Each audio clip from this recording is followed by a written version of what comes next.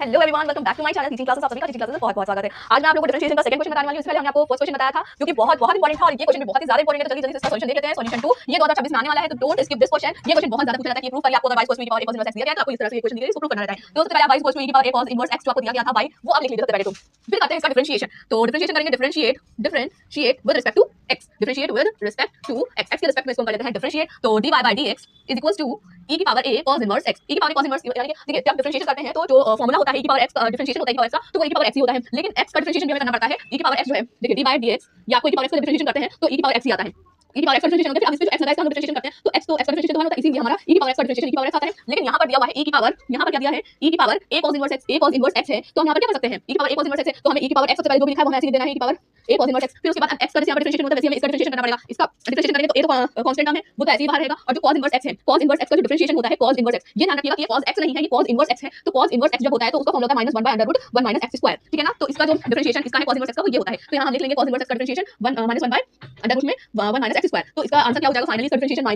e की power a cos inverse x upon √1 - x², ये आ गया है, ठीक है ना। इसका डिफरेंशिएशन ये आया है, तो हमें यही वैल्यू वहां पर लिखनी होगी, यहाँ पर लिखनी होगी e की पावर, ये तो हमारा आ गया था माइनस, पूरा हम फिर से लिख लेते हैं -a, हमने जो यहाँ पर डिफरेंशिएट करके लिया है ना, वही यहाँ पर लिख लेते हैं -a e की power a cos inverse x upon √1 - x²। आपको समझाने के लिए किया था, ये स्टेप आपको दिखाना नहीं होगा, डायरेक्टली ये स्टेप लिख सकते हैं, लेकिन आपको समझ में आना चाहिए कि ये स्टेप कैसे आया। तो इस स्टेप से पहले आप ये स्टेप चाहें तो लिख सकते हैं, फिर ये स्टेप लिखें, वरना क्वेश्चन गड़बड़ हो जाएगा, इसलिए मैंने इस क्वेश्चन इसमें ये लिख दिया है, ठीक है।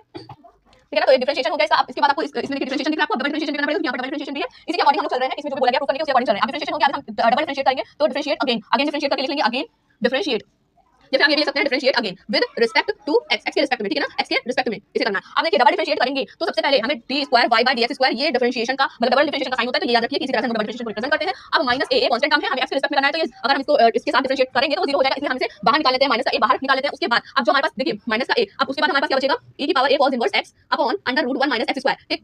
तो हमने आप लोगों को बताया था कि हम डिफरेंशिएट डिवाइड वाला रूल कैसे यूज करते हैं। ये सेकंड टर्म है और ये फर्स्ट टर्म है, ये फर्स्ट टर्म है और ये सेकंड टर्म है। तो सबसे पहले हम सेकंड टर्म को ले लेते हैं √1 - x², फिर फर्स्ट टर्म का डिफरेंशिएशन करते हैं। तो फर्स्ट टर्म का डिफरेंशिएशन e की power a cos inverse x का, अभी हमने आपको डिफरेंशिएशन बताया था कि ये आता है ना, तो इस पूरे को यहाँ पर उठा करके लिख लेंगे, ठीक है, cos inverse x upon √1 - x²। आप लोग को ये समझ में आया था ना कि e की power a cos inverse x का डिफरेंशिएशन ये था, तो वही यहाँ पर करा जा रहा है, ठीक है ना। इस वजह से यहाँ पर ये टर्म आया है, तो बिल्कुल भी गलती मत करिएगा और कंफ्यूजन हो तो कमेंट बॉक्स में कमेंट कीजिएगा, बता दीजिए।